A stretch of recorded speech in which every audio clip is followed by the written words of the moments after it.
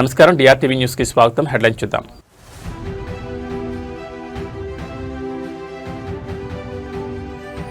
మాది పూర్తి ప్రజాస్వామ్య ప్రభుత్వం. ప్రతిపక్షాల పర్యటనపై మంత్రి నారా లోకేష్ కీలక వ్యాఖ్యలు.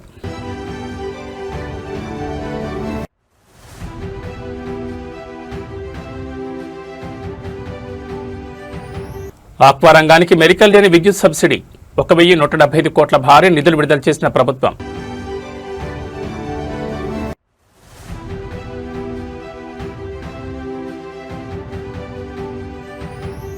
భాగ్యనగరంలో బోనాల జాతర ఉత్సవాలు ప్రారంభం. నేడు గోల్కొండ కోటపై అమ్మవారికి తొలి బోనం.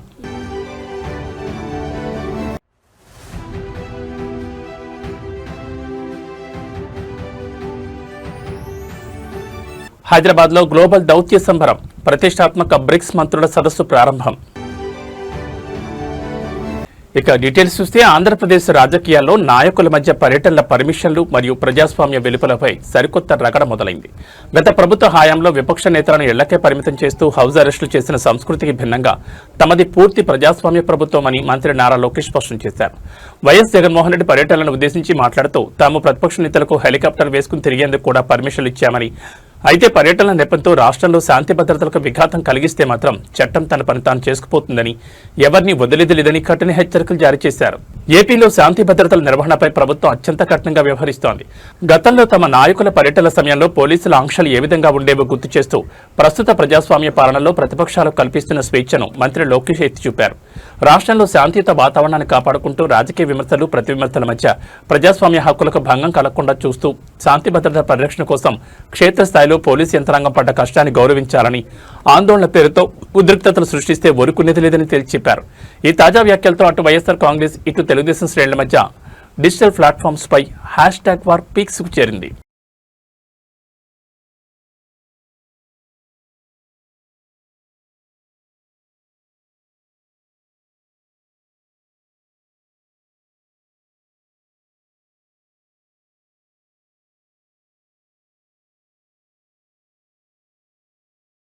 ఆంధ్రప్రదేశ్ ఆర్థిక రంగానికి వెన్నెముగ్గా నిలిచే ఆక్వాకల్చర్ మరియు మత్స్యకార రంగానికి అందుతున్న కరెంట్ సబ్సిడీల చుట్టూ ఇప్పుడు ఏపీ రాజకీయాలు వేడెక్కాయి.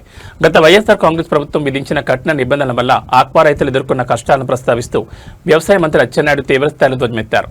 గతంలో చంద్రబాబు నాయుడు ఆక్వా రంగాన్ని ఆదుకునేందుకు యూనిట్ విద్యుత్ను ₹2కి అందించిన విషయాన్ని గుర్తు చేసిన ఆయన, ప్రస్తుతం తమ ప్రభుత్వం ఎలాంటి మెలికలు లేకుండా 1,175 కోట్ల భారీ సబ్సిడీని విడుదల చేస్తుందని ప్రకటించారు.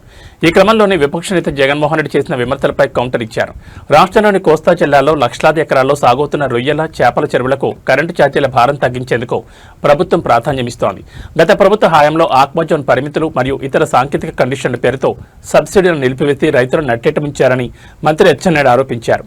కరెంటు బిల్లుల భారం మోయలేక ఫీడ్ ధరలు పెరిగిపోయి సకాలంలో ప్రభుత్వం సబ్సిడీలు అందక చెరువులను ఎండబెట్టే పరిస్థితి చేరుకుని క్షేత్రస్థాయిలో ఆక్వా రైతాంగం పడ్డ కష్టాన్ని అధిగమించేలా ప్రస్తుత ప్రభుత్వం చర్యలు చేపట్టిందని స్పష్టం చేశారు. ఎలాంటి కఠినమైన ఆంక్షలు పెట్టకుండానే 1,175 కోట్ల విద్యుత్ రాయితీని అందిస్తూ ఆక్వా పరిశ్రమను సంక్షోభం నుంచి గట్టెక్కించేందుకు తమ ప్రభుత్వం కట్టుబడిందని మంత్రి తేల్చి చెప్పారు.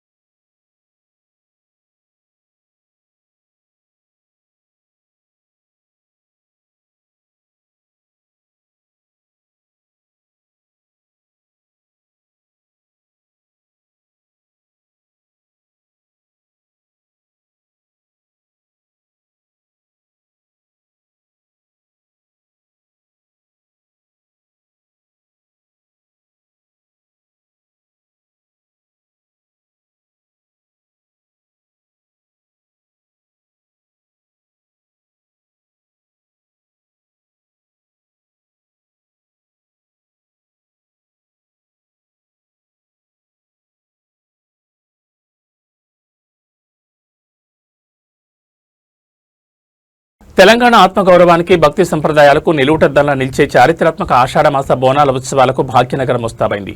ఇవాల్టి నుంచి గోల్కొండ కోటపై వెలిసిన శ్రీ జగదాంబ మహంకాళి దేవాలయం బోనాల ఉత్సవాలు అత్యంత వైభవంగా ప్రారంభం కానున్నాయి. ఈ చారిత్రాత్మక వేడుకల్లో పాల్గొని అమ్మవారికి పట్టు వస్త్రాలు సమర్పించాల్సిందిగా తెలంగాణ ముఖ్యమంత్రి రేవంత్ రెడ్డిని ఆలయ కమిటీ అధికారికంగా ఆహ్వానించింది. ఆషాఢ మాసంలో జరిగే తొలి బోనం గోల్కొండ జగదాంబ మహంకాళి అమ్మవారికే సమర్పిస్తారు. ఈ మహోన్నత ఘట్టాన్ని వీక్షించేందుకు తెలుగు రాష్ట్రాల నుంచే కాకుండా దేశవ్యాప్తంగా లక్షలాది మంది భక్తులు తరలివచ్చే అవకాశం ఉంది. ప్రతి ఏటా ఈ ఉత్సవాలను అత్యంత ప్రశాంతంగా భక్తులకు ఎలాంటి అసౌకర్యం కలగకుండా ట్రాఫిక్ ఇబ్బందులను దాటుకుంటూ క్యూ లైన్లలో గంటల తరబడి నిలబడి అమ్మవారిని దర్శించుకునేందుకు క్షేత్రస్థాయిలో భక్తులు పడ్డ కష్టాన్ని ఈసారి పూర్తిగా నివారించేలా ప్రభుత్వం అన్ని శాఖలను సమన్వయం చేస్తోంది. సీఎం రేవంత్ రెడ్డి కలిసిన వారిలో మంత్రి కొండా సురేఖతో పాటు దేవాదాయ శాఖ కమిషనర్ హనుమంతరావు, ఆలయ ఈవో అర్చకులు మరియు ధర్మకర్తల మండలి సభ్యులు ఉన్నారు. సాంప్రదాయబద్ధంగా వేద ఆచరితనాలు అందించి ప్రసాదాలను అందజేసి సీఎంను ఆహ్వానించారు. భక్తులకు త్రాగునీరు, వైద్య శిబిరాలు, ప్రత్యేక క్యూ లైన్ల ఏర్పాటును ఇప్పటికే పూర్తి చేసినట్లు అధికారులు ప్రకటించారు. అంతర్జాతీయ దౌత్య సంబంధాల సమన్వయానికి మరియు ప్రపంచ స్థాయి విధానాల రూపకల్పనకు తెలంగాణ రాజధాని హైదరాబాద్ మరోసారి వేదికైంది. భారత ప్రభుత్వ కార్మిక ఉపాధి మంత్రిత్వ శాఖ ఆధ్వర్యంలో భాగ్యనగరంలో అత్యంత ప్రతిష్టాత్మకంగా సాగుతున్న BRICS labour and employment ministers meeting 2026 ప్రపంచ దేశాల దృష్టిని ఆకర్షిస్తోంది. ఈ సదస్సు అనుబంధంగా నిన్న రాత్రి కేంద్ర ప్రభుత్వం ఏర్పాటు చేసిన అధికారిక విందుకు హాజరైన ఉన్నతాధికారులు మరియు ప్రముఖ నేతలు అంతర్జాతీయ ప్రతినిధులతో కీలక చర్చలు జరిపారు. ఈ బ్రిక్స్ సదస్సు ద్వారా ప్రపంచవ్యాప్తంగా కార్మిక హక్కులు, ఉపాధి కల్పన రంగాల్లో రాబోయే మార్పులపై సభ్య దేశాలు కీలక ఒప్పందాలు చేసుకోనున్నాయి. నిన్న రాత్రి జరిగిన అఫీషియల్ డిన్నర్ ఈవెంట్లో దక్షిణాఫ్రికా, Indonesia, China, Russia, Iran, Ethiopia, United Arab Emirates మరియు బ్రెజిల్ దేశాల మంత్రులు మరియు ప్రతినిధులతో బహుపాక్షిక చర్చలు జరిగాయి. హైదరాబాద్ను ఒక అంతర్జాతీయ మెట్రోపాలిటన్ నగరంగా తీర్చిదిద్ది ఇంటర్నేషనల్ సమ్మిట్లకు ఆతిథ్యం ఇచ్చేలా ఇన్ఫ్రాస్ట్రక్చర్ను డెవలప్ చేస్తూ ప్రపంచ దేశాల నేతలు మెచ్చేలా ఇక్కడ గ్లోబల్ సదస్సులు సజావుగా సాగేందుకు క్షేత్రస్థాయిలో యంత్రాంగం పడ్డ కష్టాన్ని ఈ వేదిక ప్రతిబింబిస్తోంది. ఈ బ్రిక్స్ 2026 నిశ్చితార్థం విజయవంతం కావడం వల్ల అంతర్జాతీయ వ్యాపారాలు, పెట్టుబడులు మరియు గ్లోబల్ నెట్వర్కింగ్కు తెలంగాణ మోస్ట్ ప్రిఫర్డ్ డెస్టినేషన్గా తన స్థానాన్ని మరింత సుస్థిరం చేసుకుంది.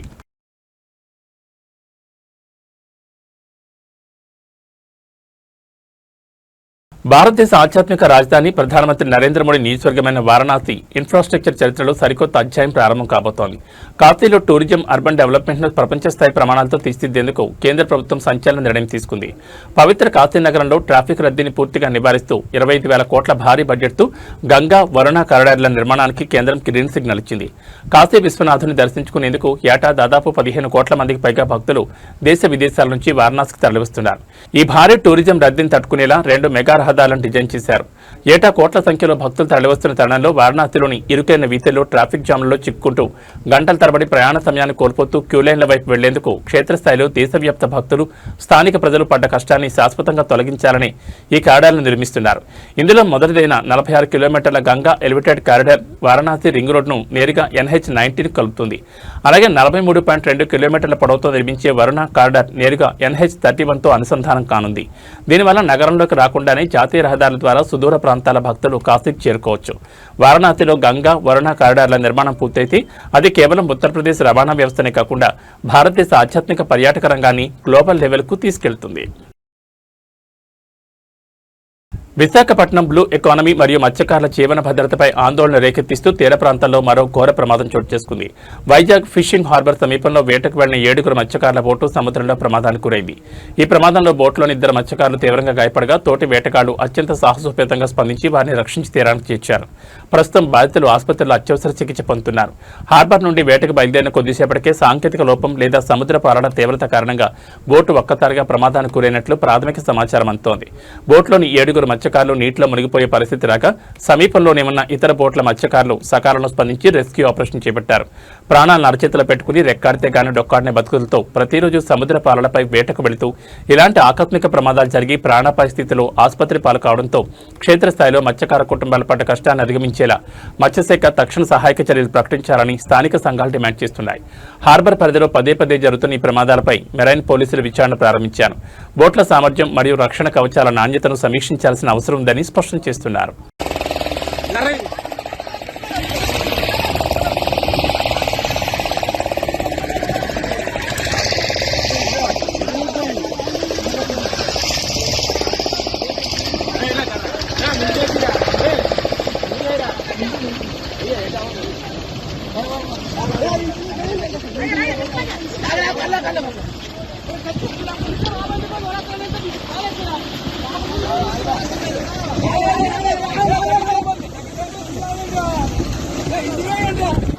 ఆంధ్రప్రదేశ్ రాజకీయ వర్గాల్లో మరియు సామాజిక కార్పొరేషన్ విభాగాల్లో తీవ్ర ఆందోళన రేకెత్తిస్తూ ఒక షాకింగ్ హెల్త్ అప్డేట్ వెలుగు చూస్తుంది. ఖమ్మ కార్పొరేషన్ చైర్మన్ నాదెండ్ల బ్రహ్మం చౌదరి హఠాత్తుగా తీవ్ర బ్రెయిన్ స్ట్రోక్ గురయ్యారు. అకస్మాత్తుగా అస్వస్థతకు గురైన ఆయనను కుటుంబ సభ్యులు తక్షణమే మణిపాల్ ఆసుపత్రికి తరలించారు. పరిస్థితి అత్యంత విషమంగా మారడంతో వైద్యులు ఆయనకు అత్యవసరంగా బ్రెయిన్ సర్జరీ పూర్తి చేశారు. నాదెండ్ల బ్రహ్మం చౌదరికి స్ట్రోక్ వచ్చిన వెంటనే ఆసుపత్రికి చేర్చడం వల్ల మణిపాల్ వైద్య బృందం సకాలంలో స్పందించి అత్యంత సంక్లిష్టమైన బ్రెయిన్ సర్జరీని విజయవంతంగా పూర్తి చేశారు. ప్రస్తుతం ఆయనను ఐసీయూ అబ్జర్వేషన్లో ఉంచి పారామీటర్లను నిరంతరం పర్యవేక్షిస్తున్నారు. ఇటీవల TDP fire brand social media activist Gautami శ్వేతను వివాహం చేసుకుని కొత్త జీవితాన్ని ప్రారంభించిన తరుణంలో హఠాత్తుగా ఈ మహమ్మారి స్ట్రోక్ బారిన పడడంతో అటు కుటుంబ సభ్యులు ఇటు కార్పొరేషన్ బాధ్యతల నిర్వహణలో క్షేత్రస్థాయిలో బ్రహ్మం చౌదరి అనుచర శ్రేణులు పడ్డ కష్టాన్ని అధిగమించి ఆయన పూర్తి ఆరోగ్యంతో తిరిగి రావాలని బంధుమిత్రులు ఆకాంక్షిస్తున్నారు.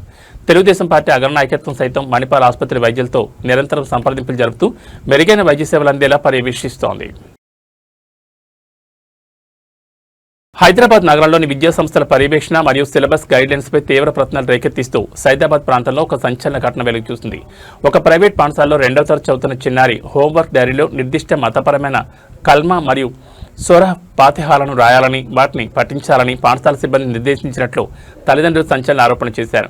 ఈ హోంవర్క్ వివాదంపై స్కూల్ యాజమాన్యాన్ని నిలదీసేందుకు పెద్ద ఎత్తున తరలివచ్చిన తల్లిదండ్రులతో పాఠశాల ప్రాంగణం రణరంగంగా మారింది. ఇరు వర్గాల మధ్య జరిగిన తీవ్ర వాగ్వాదానికి సంబంధించిన వీడియోలు ఇప్పుడు సోషల్ మీడియా ప్లాట్ఫామ్స్ లో తెగ వైరల్ అవుతున్నాయి.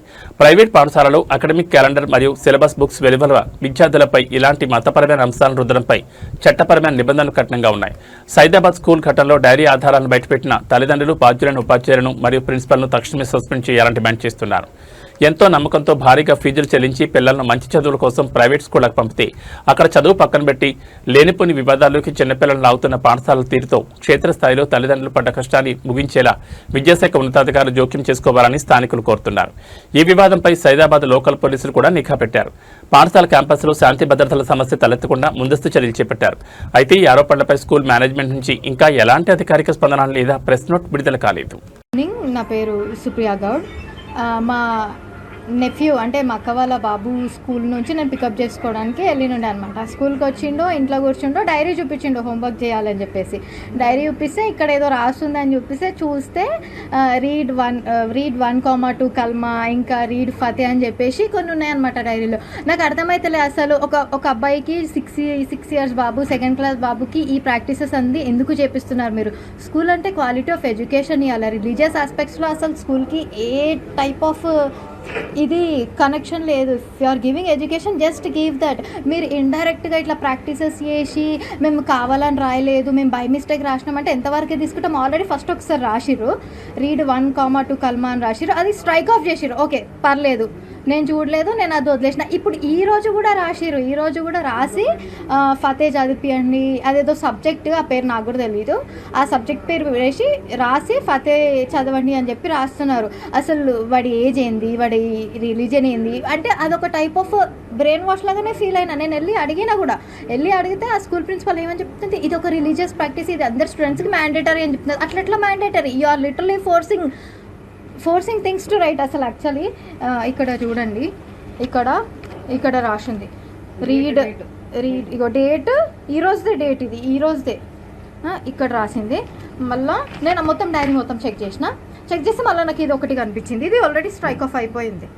రీడ్ 1,2 కల్మా అని చెప్పేసి ఇట్లా ఇంకా ఎంతమంది పిల్లల బుక్స్లో రాసినారో తెలియదు. ఓకే మీరు అంటారేమో అదొక సబ్జెక్ట్, వీళ్ళకి ఆ సబ్జెక్ట్ ఉంది అంటే ఆ సబ్జెక్ట్ ఏ పిల్లలు అయితే తీసుకున్నారో ఆ పిల్లలందరినీ డైరీ సపరేట్ పెట్టి ఇవ్వండి, వీళ్ళ డైరీ సపరేట్ పెట్టి ఇవ్వండి. ఇక్కడ క్లియర్గా లియాన్స్ కృష్ణ అని పేరు కనిపిస్తుంది.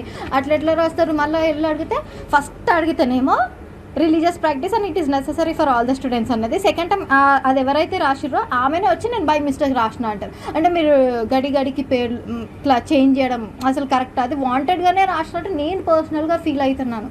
ఇది ఇంకా ఈ ఒక్క డిపార్ట్మెంట్లోనే అవుతుందా? ఇంకా సక్సెస్ స్కూల్ సైదాబాద్ ఇంకా వేరే బ్రాంచెస్ కూడా ఉన్నాయి, కాలేజెస్ కూడా ఉన్నాయి. ఇంకా వీళ్ళకి అసోసియేట్ అయ్యి మళ్ళీ ఎంతమందితో అట్లా ఎన్ని రాస్తున్నారో మనకు అసలు ఐడియానే లేదు. ఈ రోజు నేను డైరీ చూసినా కాబట్టి రియాక్ట్ అన్నాను. నేను ఒకవేళ డైరీ చేయకపోతే నేను అసలు రియాక్ట్ కూడా కాకపోతుండే. దీనిపైన డెఫినెట్గా authority concern department, educational department ఎవరైతే అథారిటీస్ ఉన్నారో, హైరార్కీ ఉందో, డెఫినెట్గా నేను పాయింట్ రేజ్ చేస్తాను. డెఫినెట్గా నేను స్టాండ్ తీసుకొని మాట్లాడతాను. ఎందుకంటే ఇది అన్యాక్సెప్టబుల్. కొంతమంది పేరెంట్స్ ఏమనుకుంటారు, అది కూడా ఒక సబ్జెక్ట్, అది కూడా చదివించాలేమని అది కూడా చదివించడం స్టార్ట్ చేస్తారు. When it is not part of their life, then ఎందుకు? ఇది ఒక టైప్ ఆఫ్ బ్రెయిన్ వాష్, ఇది ఒక టైప్ ఆఫ్ ఫోర్స్ చేస్తున్నట్టు, ఇది ఇండైరెక్ట్ యాక్ట్, ఇది ఇండైరెక్ట్గా ఇంపాక్ట్ అవుతుంది ఎవరికైనా. ప్రభుత్వ ఆసుపత్రుల్లో వైద్య సేవలను బలోపేతం చేస్తున్నామని పాలకులు చెప్తున్న మాటలకు క్షేత్రస్థాయి వాస్తవాలకు ఎలాంటి పొంతనం లేదో నిరూపించే అత్యంత దిగ్భ్రాంతికరమైన ఘటన భద్రాద్రి కొత్తగూడెం జిల్లా కేంద్రంలో చోటు చేసుకుంది. మాతా శిశు సంరక్షణ కేంద్రానికి పురిటి నొప్పులతో అల్లాడిపోతూ వచ్చిన ఓ పేద గర్భిణీ మహిళను అక్కడి విధుల్లో ఉన్న వైద్యులు సిబ్బంది పూర్తిగా నిర్లక్ష్యం చేశారు. తీవ్ర నొప్పులు భరించలేక కూర్చోవడానికి బెడ్ కూడా దొరకని స్థితిలో ఆసుపత్రిలోనే నిల్చున్న చోటే ఆ తల్లి బిడ్డకు జన్మనిచ్చింది. ఎత్తు నుండి ఒక్కసారిగా కాంక్రీట్ నేలపై పడడంతో ఆ పథకందు తలకు శరీరానికి తీవ్ర గాయాలయ్యాయి. సదరు గర్భిణీ మహిళ ప్రసవ వేదనతో ఆసుపత్రి మెట్లు ఎక్కినప్పటి నుండి డ్యూటీలో ఉన్న సిబ్బంది కనీస అత్యవసర వైద్యం అందించడానికి నిరాకరించినట్లు తోటి రోగులు చెప్తున్నారు. నిల్చున్న చోటే కాన్పు జరిగి పసిబిడ్డ కింద పడి రక్తపు మడుగులో ఉండడం చూసి వార్డులోని ఇతర రోగులు తీవ్ర భయాందోళనకు గురయ్యారు. నవమాతాలు మోసి కన్నబిడ్డను క్షేమంగా చేతిలోకి తీసుకోవాలని ఆశపడి ప్రభుత్వ దవాఖానాకు వస్తే అక్కడ స్ట్రెచ్చర్ కూడా ఇవ్వని సిబ్బంది నిర్లక్ష్యం వల్ల నిల్చున్న చోటే కాన్పు జరిగి బిడ్డ నేలపాలు కావడంతో ఆ కన్న తల్లి క్షేత్రస్థాయిలో పడ్డ కష్టాన్ని చూసి స్థానికులు ఆసుపత్రి మేనేజ్మెంట్ను ముట్టడించారు. ఈ ఘోర ఉదంతంపై సమాచారం అందుకున్న లోకల్ పోలీసులు రంగంలో దిగి విచారణ చేపట్టగా అక్కడి వైద్యులు అత్యంత నిర్లక్ష్యపు సమాధానాలు ఇస్తూ తమ తప్పును కప్పిపుచ్చుకునే ప్రయత్నం చేయడం స్థానికంగా మరింత ఆగ్రహాన్ని రేకెత్తించింది.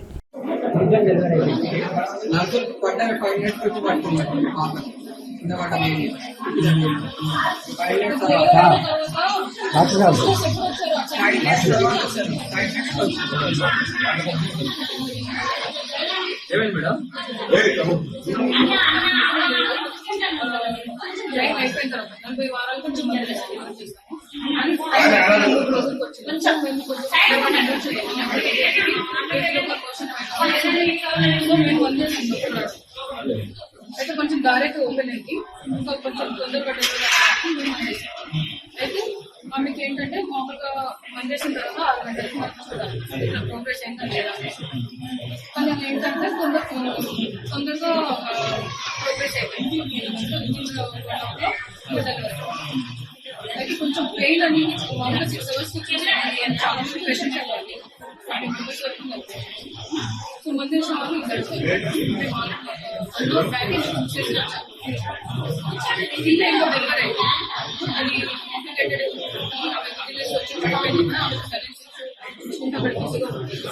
అండ్ సిస్టర్స్ కూడా ఇక్కడ ఎవరు పెయిన్ ఫస్ట్ ఎవరైనా పెయిన్ అంటే మామూలుగా మనం ఎగ్జామినేషన్ చేయాల్సి వస్తుంది.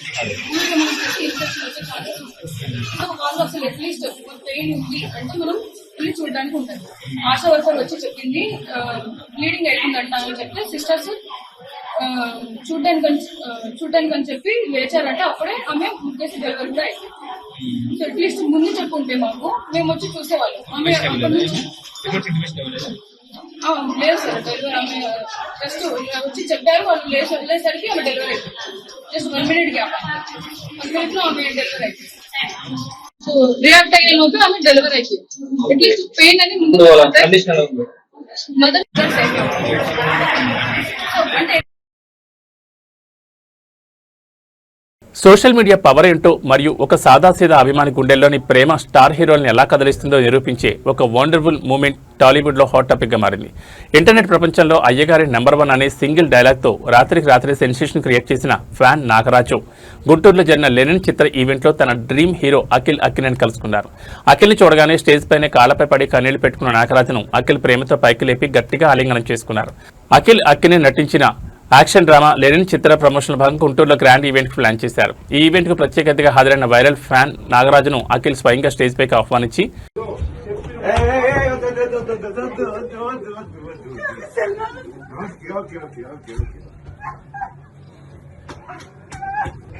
హ్యాపీ కదా హ్యాపీ కదా చూడు మా ఆవిడ కూడా ఉంది. హాయ్ చెప్పు. Okay okay okay okay okay happy కదా హ్యాపీ కదా హ్యాపీ హ్యాపీ నీ వల్లే నాకు అయ్యగారి పేరు వచ్చింది. ఓకే మళ్ళీ కొడదాం, ఇంకోటి కూడా పైకి వెళ్ళిపోవాలి. ఓకే ఓకే వెళ్దాం వెళ్దాం వెళ్దాం వెళ్దాం ఓకే. అంతర్జాతీయ ఫైనాన్షియల్ మార్కెట్ సంకేతాల నేపథ్యంలో హైదరాబాద్ బులియన్ మార్కెట్లో పసిడి ధరలు స్వల్పంగా తగ్గుముఖపడ్డాయి. నిన్న భారీగా పెరిగిన గోల్డ్ రేట్లు ఇవాళ పసిడి ప్రియులకు కాస్త ఊరటనిస్తూ కిందకి దిగొచ్చాయి. నగరంలో 24 క్యారెట్ల ప్యూర్ గోల్డ్ 10 గ్రాములపై 280 మేర తగ్గగా ఆభరణాల తయారీకి వాడే 22 క్యారెట్ల బంగారం ధర కూడా 250 మేర దిగొచ్చింది. ఇవాళ మార్కెట్ ముగిసే సమయానికి 24 క్యారెట్ల 10 గ్రాముల పసిడి ధర 1,43,290గా నమోదైంది. అదేవిధంగా సామాన్యులు ఎక్కువగా కొనుగోలు చేసే 22 క్యారెట్ల 10 గ్రాముల బంగారం ధర 1,31,350కి దిగొచ్చింది. మరోవైపు వెండి ధరలు స్థిరంగా కొనసాగుతూ కేజీ వెండి ధర 2,40,000 పలుకుతోంది.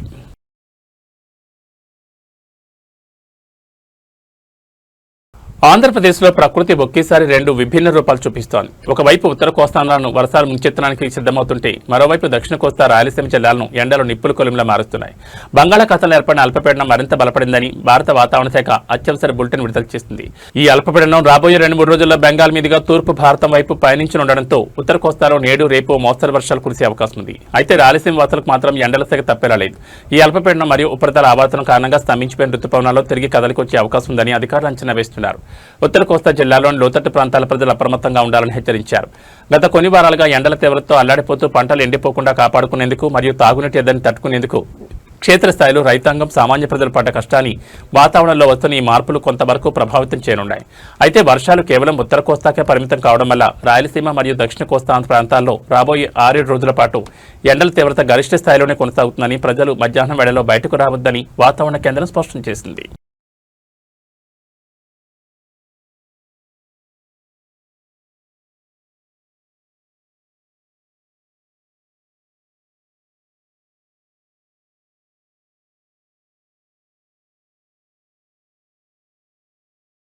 ఈ బులెటిన్ విశేషాలు. నమస్కారం.